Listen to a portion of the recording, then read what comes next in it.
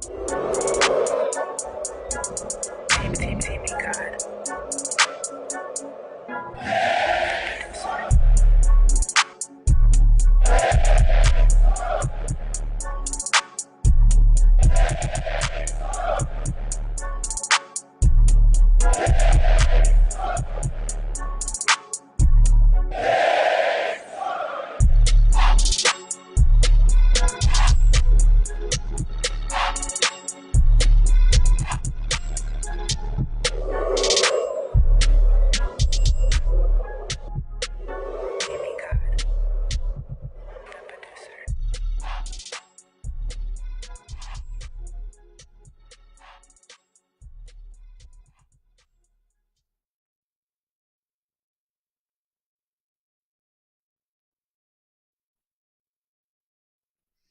Welcome in. It's our Monday edition. It's our 30-minute edition, our recap of the Arkansas Ole Miss ball game that took place Saturday night in War Memorial Stadium in Little Rock. Arkansas unfortunately fell to the hands of the Ole Miss Rebels, 37-33 in a very close game. Two late touchdowns were the difference in that ball game, unfortunately. It's one of those games as a fan, you see Arkansas yet so close. But you're still yet so far away. This team has to learn to finish. I think that has to be the key word in the program. And Coach Chad Morris, we had availability with he and Coach Joe Craddock, offensive coordinator, and defense coordinator John Chavis today. And, they continue to teach fundamentals. They continue to stress finish. And I think this football team, at some point, Demetrius, they're going to crack it. They're going to get over the hump. But it's going to take, and I've said this in previous shows here on OTH, it's not just going to be a one-time thing. It's not going to be a two-time thing. This team is going to have to find ways throughout multiple games, 3 or 4 different ball games, to figure out how to win. And I think once they change and create a different culture and a different mindset, I can't say and sit here today and tell you listeners and Razorback fans and a lot of listeners throughout the SEC that watch us each and every day from 1 to 2 that this team isn't getting better, because that's not true. I see a lot of growth. I've seen a lot of growth, and it dates back to that third weekend in September when North Texas came in and really put an embarrassing thing of egg on the University of Arkansas's face. But I think these guys have stepped up. The coaches have done a great job. Coach Chad Morris and his staff has to be commended for being able to continue to have these guys hold on to the rope. You like to hear that a lot. It's a football term, but it's real easy when things aren't going your way. You're 1-6.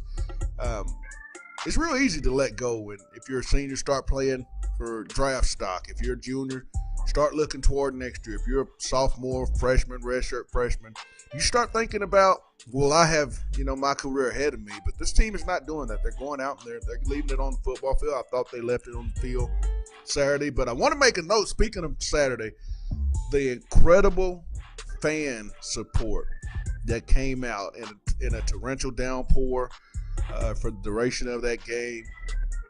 Those fans showed up and showed out, and you are to be commended. And it speaks to why Little Rock they're so passionate about having continuous ball games each and every year in the capital city, because they came out and they showed. And I want to make a challenge to the fan base here at Arkansas.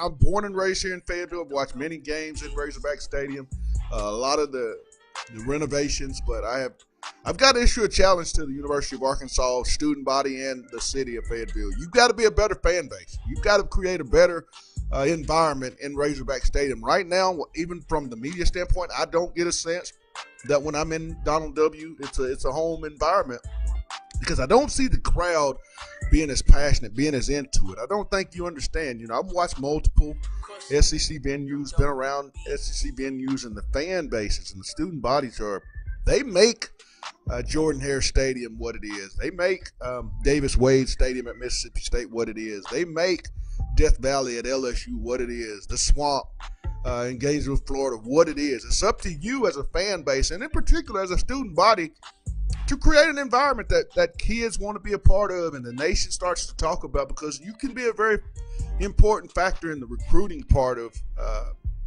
the football athletics and just athletics as a general. You want to have a home field environment, and I just don't me personally, and I'm not trying to make anyone mad. Like I said, I'm born and raised in Fayetteville, watched multiple games when there was no lights, one side of lights, no night games. So I think I'm qualified to speak on it. Just don't get the home field advantage, and you guys have got to do better. I mean, you've got to do better if you want to be considered a true SEC fan base. Then you got to show up, and you got to show it. It has to be in numbers. It can't be occasionally when you're playing Alabama. Sometimes you got to come out when it's Jacksonville State and show support and create that environment that these kids can play for. I saw a tweet, Demetrius, from junior inside linebacker Scooter Harris, and it says something to the effect that came out of the locker room at War Memorial Stadium and saw all those people drenched and just there for us, and it made me feel good. Then I want the Fayetteville fan base to resonate with that.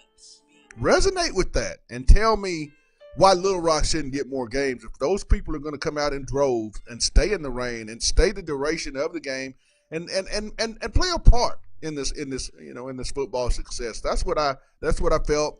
I'm off the soapbox right now, but I want to bring in my co-host Demetrius Johnston, and we had a chance to catch up with Coach Chad Morris prior to the Arkansas game, and I think we're getting that audio available to you. But there's other things that I noticed. I felt like defensively, this loss was more on the defense. I think with so many veterans on that side of the ball, a lot of guys, junior and senior dominated, a lot of 3- and 4-year defensive players. Felt like with the 9-point lead and the leading audio that you'll hear from Chad Morris, I'm just like Coach Morris. You give me a side of the ball that I want to be on the field in crunch time, in game-winning time, it's going to be that defense. I felt like back-to-back 84 and 97-yard drives were totally unacceptable for such a veteran ball club with so many leaders on that side of the ball. I felt like, when the team got up 27-10, and it's been a recurring thing, for whatever reason, it seems like the attention span sometimes goes and they let their foot off the pedal. And it goes back to, once again, Demetrius, finish. F-I-N-I-S-H. Finish the ball game is what has to take place at the University of Arkansas. And they're close. Make no mistake about it, Razorback fans. This program under Chad Morris is really, really close, but they just have to figure it out. And could this be a game, Demetrius? This homecoming game versus the Tulsa Golden Hurricane, a program that is very, very near and dear to Chad Morris, as that's where he became his first. He got his first taste of college coaching as the offensive coordinator. Is it something that they had? Could this be the game that they start getting some momentum and get that win? Man, I hope so.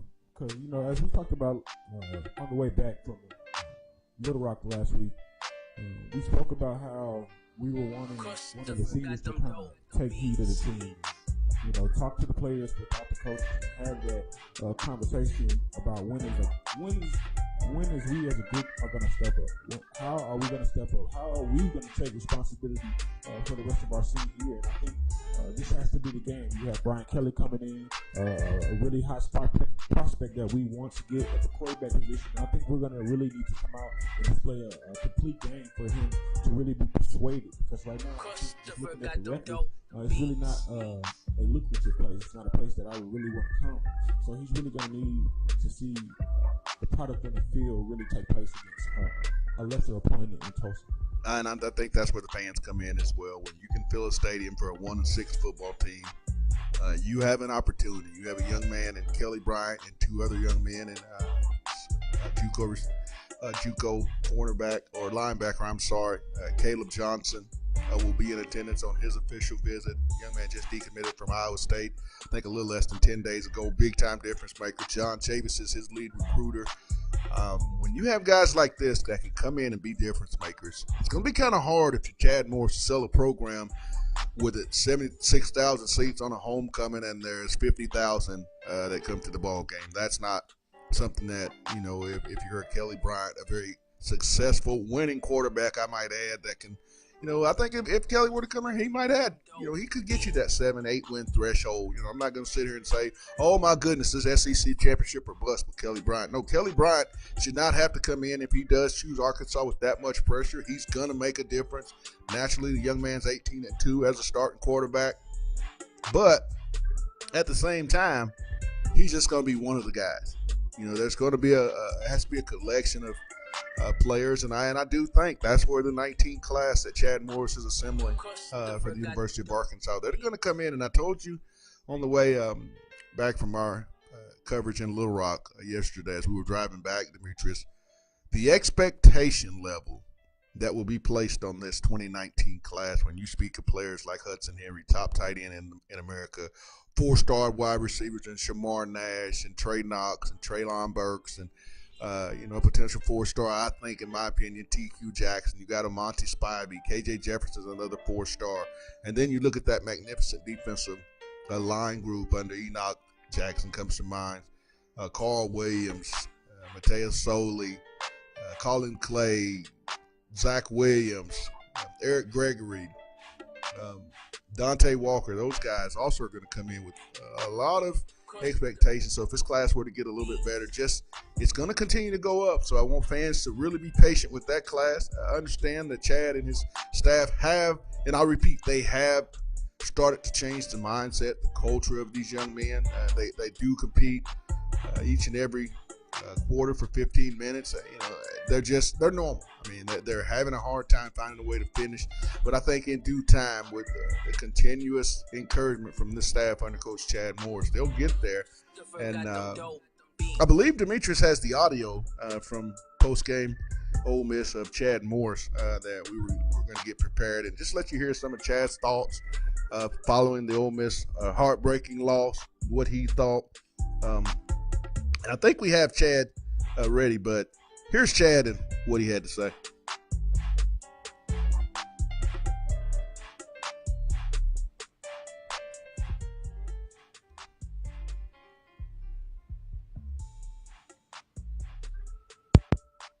First of all, thoughts and prayers out to Rick Schaefer, longtime Razorback, and his recovery. And I want to wish him the best and his family the best. But just kind of recapping Ole Miss, I can't speak from the past.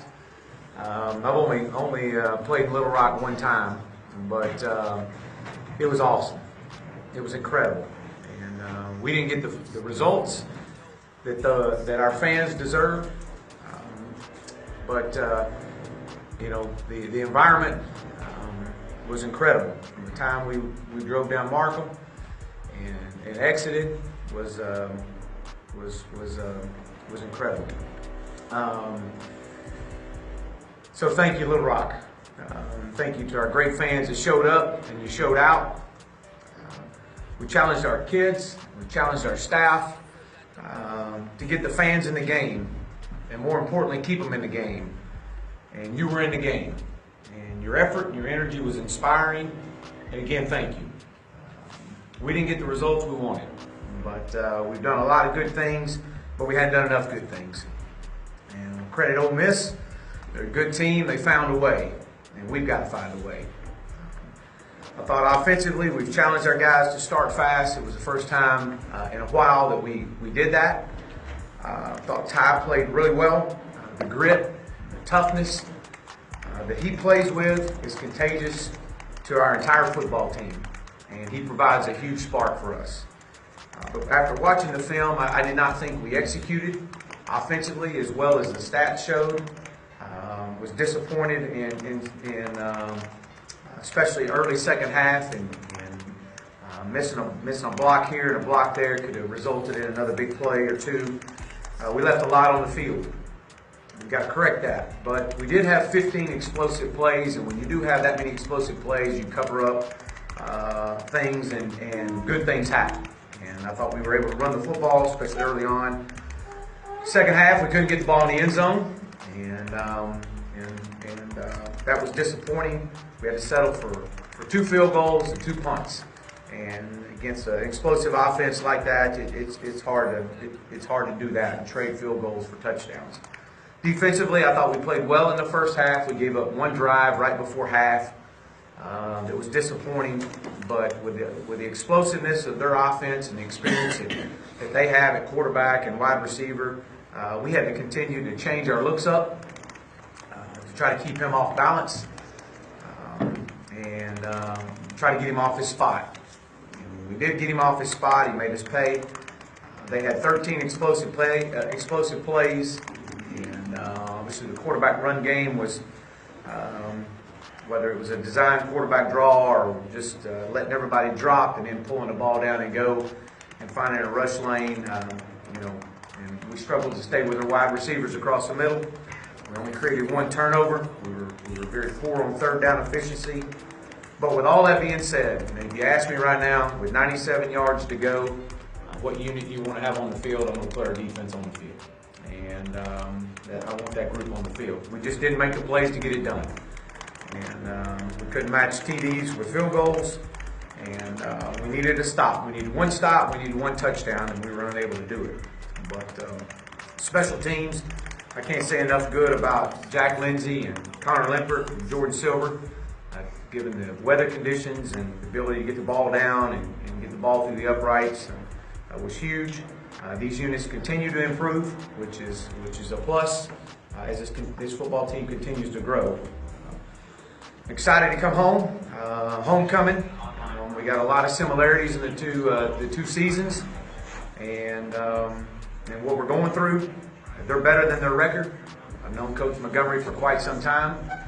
And I think he's an outstanding coach, without a doubt. He's been a part of some extremely explosive offenses. He's an offensive mind. He's on cutting edge. He's been there 4 years. And we know we'll have our work cut out for us. But again, as I said, I'm excited to come home. It's homecoming. It's the first of 3 straight games here in Fayetteville, which we're excited about. And with that, I'll open up for questions. That was Arkansas head coach Shad Morris spoke with media in today's post-game preview of Ole Miss, and to look ahead to Tulsa. And we know that this is a place that Chad, his first coaching collegiate stop was as the offensive coordinator in 2010 at the University of Tulsa, prior to moving on to be with Dabo Swinney at Clemson as the offensive coordinator from 11 to I think he had 3 or 4 years at Clemson. But when you look at this Tulsa team, I had a chance to watch them Friday night, Demetrius, and this is a team that, even though they're 1-5, this team has had an opportunity to get some pretty big wins. South Florida, had a chance to watch them play South Florida on Friday, and they were in the ball game and led for the duration up until the waning seconds of the fourth quarter, where South Florida was able to get out on it with former Alabama transfer quarterback Blake Barnett there at South Florida for Charlie Strong. But Tulsa is a team that's going to run the football, I think.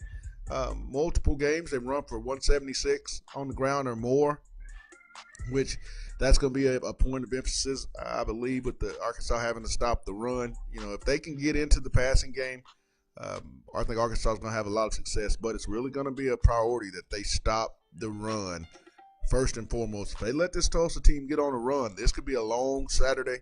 They have a big physical offensive line. But this team with Arkansas, don't you just feel like, Demetrius, they just need to have just some confidence, just get a win, get that taste in their mouth so they can kind of get these things rolling? Because you would assume that they should be able to take care of Tulsa, and then next week at 11 o'clock, which kickoff has been announced for the Vanderbilt game at 11 o'clock at Razorback Stadium a week from Saturday, as Arkansas will take on the Vanderbilt Commodores. It will be on the SEC Network. So just make a note that for all listeners here, Razorback fans, you will play Vanderbilt next Saturday at Donald W. Reynolds at 11 o'clock kickoff on the SEC Network. But back to you, D. What's your opinion on this? Could this be a game that they just need confidence, since it's been such a long time since this team won a ball game? Definitely, but as you were just talking about, similar seasons, I think these guys are going to really come out fighting.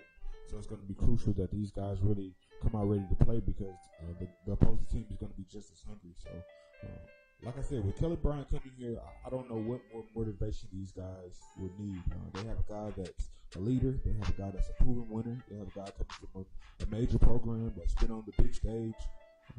So, to me, I don't really think they need any more motivation. I think they just need to dial in, focus, get their head straight, make sure they're doing what they're doing throughout the week.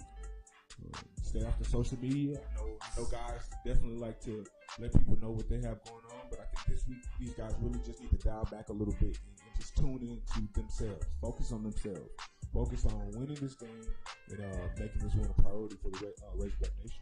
There was a question posed to Chad in his media availability today. If Ty Story cannot go, would we possibly see a true freshman?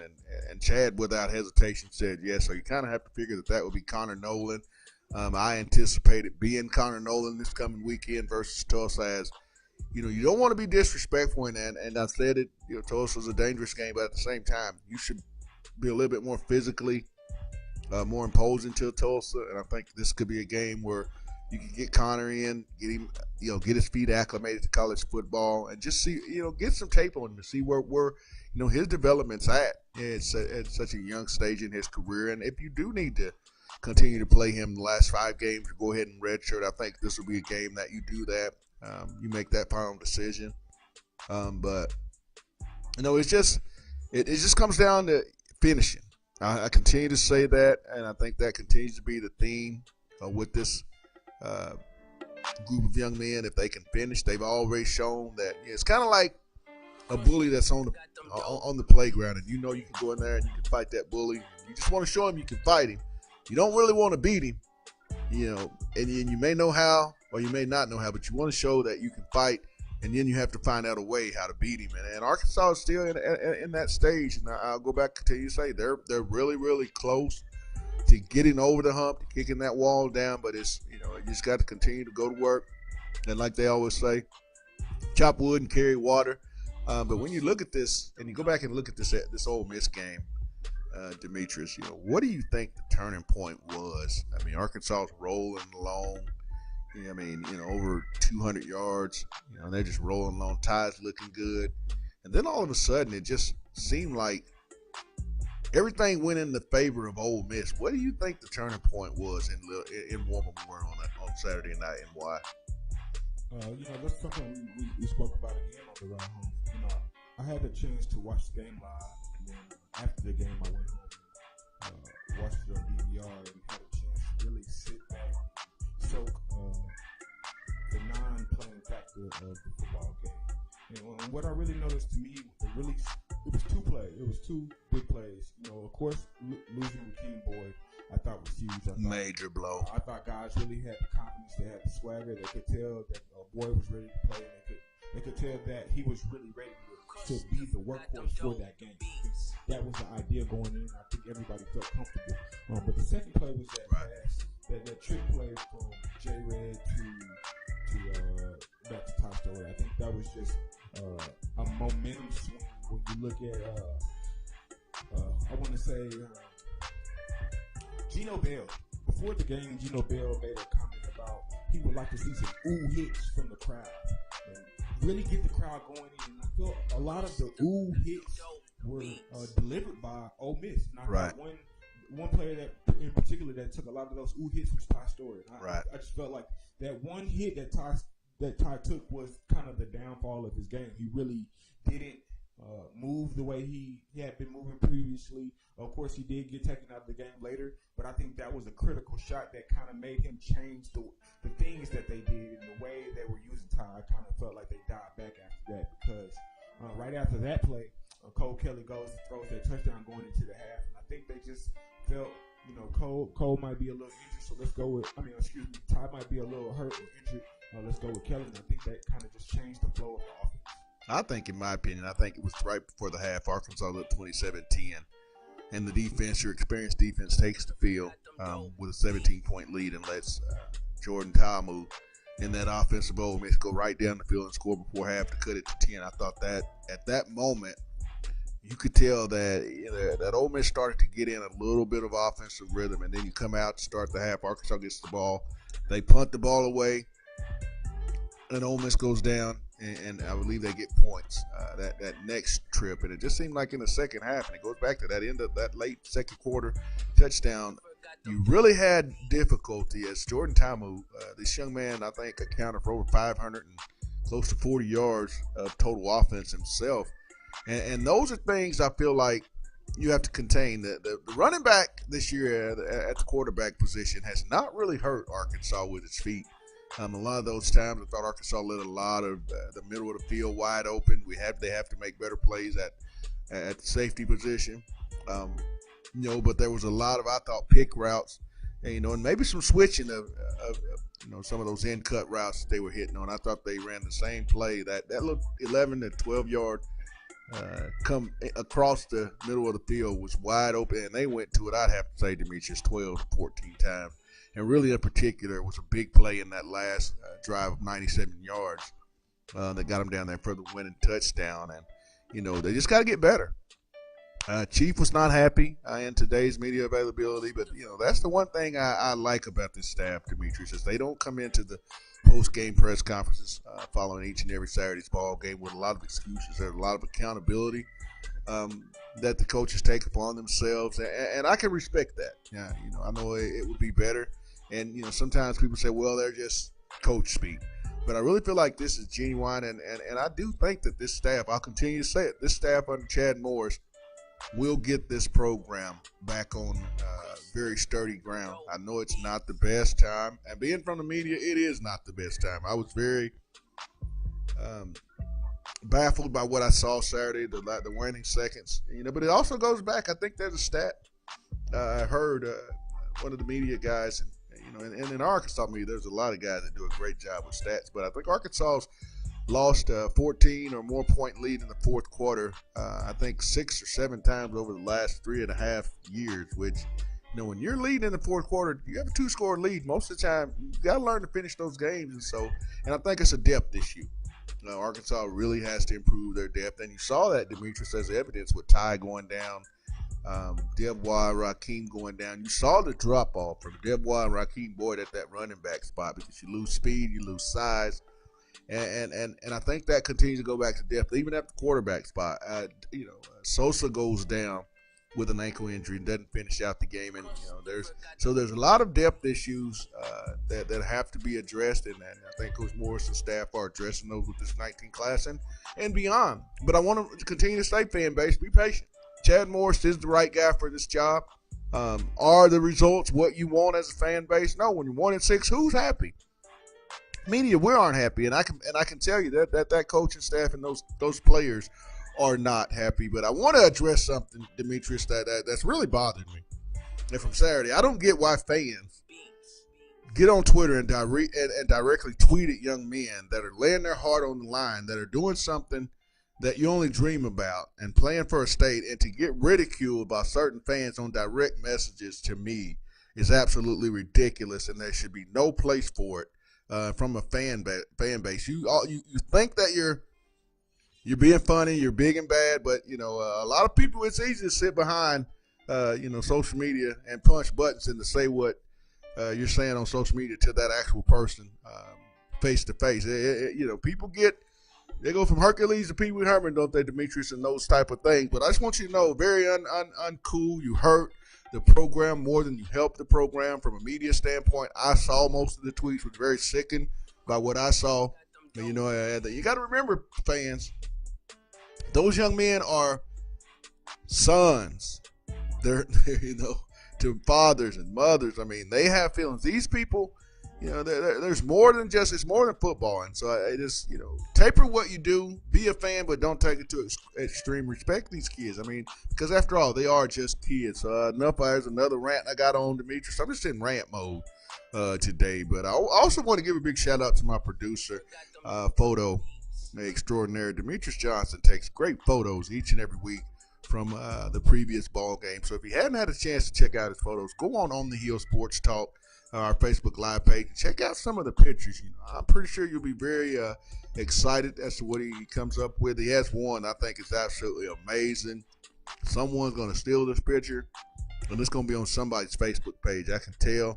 I'm looking forward to it. So I'll be scanning all our friends on Facebook. Just know I know who you are, so I'll be making sure that you check out Demetrius and On the Hills game photos each and every week as we try to bring it all to you. Photos, coming out of the locker room, SEC East, SEC West. And speaking of that, we made a note. Demetrius beat me. He beat me this week. He picked. Yeah, I'll have to admit it, fans. You guys heard my picks. Absolutely didn't do well. I'll take that one. I lost. But Demetrius was very successful in picking Texas A&M over South Carolina, LSU over Georgia, I think those were his two big upsets, and he won fair and square.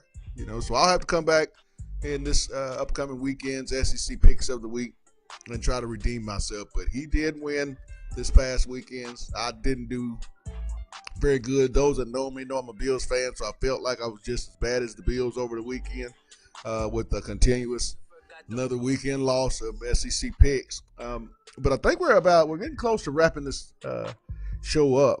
And, as I say again, I want to challenge the University of Arkansas student body and the home stadium there at Donald W. Reynolds, all the Northwest Arkansas fans that buy tickets to those games. You've got to create an environment to where you totally eliminate talk about games being in Little Rock. Because Little Rock, hey, they put their best foot forward Saturday night in a very down-poor Ole Miss Arkansas game. They came in numbers and they stayed. And it's very important. You have too nice of a facility, too beautiful of a stadium in Donald W. Reynolds for you as fans not to come out, feel that thing, and make Donald W. Reynolds Razorback Stadium what I call the pigsty. A very hard place to play. Those kids feed off of it. And you have to create that, because until you do, Little Rock will continue to say they need to play not one, but maybe two, maybe three. You have your work cut out, Fayetteville. You have your work cut out. You better do something. I'm gonna be watching, and then and if you accomplish it, I'm gonna tell you. But right now, Demetrius, wine and cheese crowd is what I see. And I'm just being honest, not trying to hurt any feelings. I'm calling it like I said. Donald W. Reynolds has become a wine and cheese fan base where it's all about the tailgate, not about the game, and that's not what you get all sauced up for. That's part leading up to the game. You need to come in the stadium, show up, show out, be loud, and show those kids and coaches your appreciation for them representing the entire state of Arkansas. And I think they do it quite well, both on the field and off the field. And those kids deserve it, and those coaches deserve it. And with the big recruiting weekend, you guys have the opportunity that you have to fill that place up.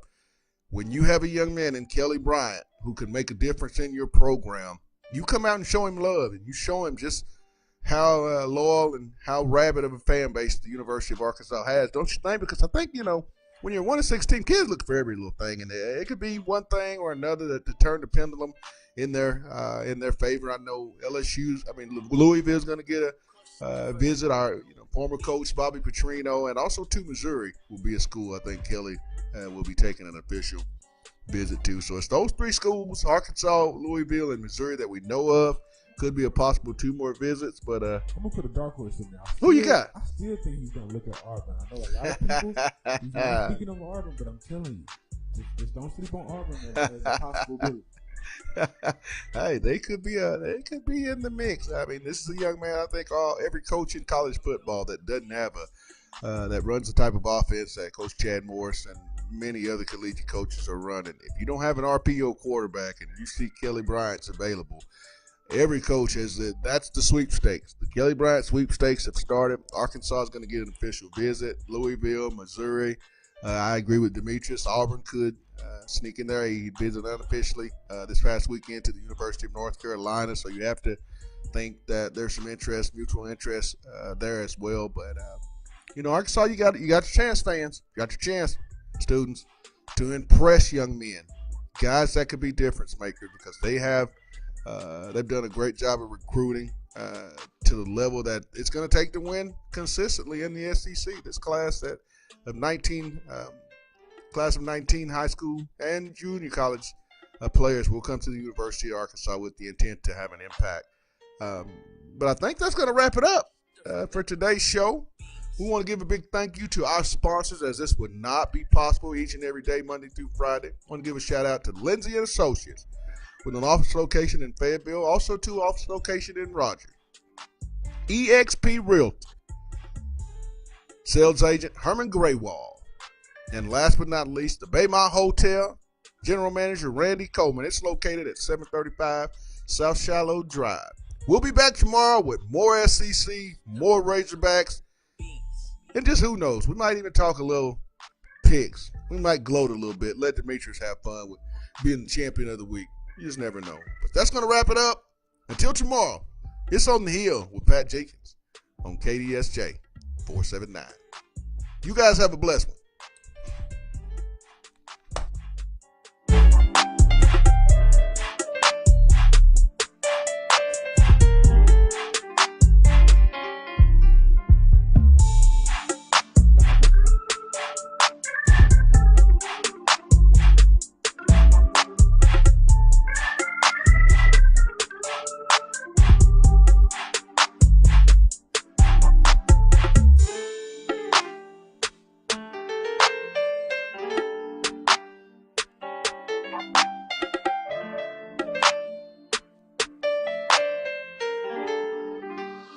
Christopher got them dope